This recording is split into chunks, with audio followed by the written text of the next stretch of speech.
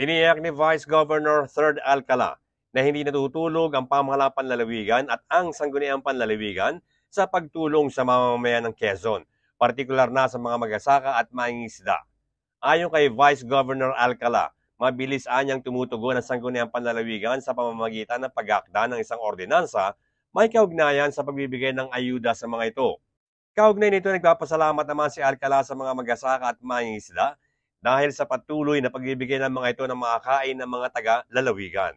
Pag may mga ganitong pagkakataon na magkakaroon ng benepisyo o ayuda para sa mga magsasaka at mga mangingisda, agaran po tayong tumutugon sa kahilingan ng ating minamahal na gobernador nang maibigay kaagad ang nawalang pera o income na sana ay para na sa inyong mga pamilya. Ang ating pong pamahalaan tinatutulog sa inyong mga pangangailangan.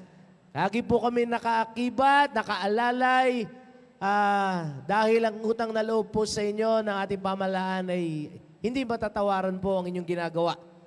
Kahapon ay tumanggap ng financial assistance sa mga ito mula sa Presidential Assistance for Farmers, Fisher Folks, and Other Families Program ni Pangulong Bongbong Marcos Jr. Bert Abrigo nag-uulat para sa DZDG 96.7 Destiny Radio at your service.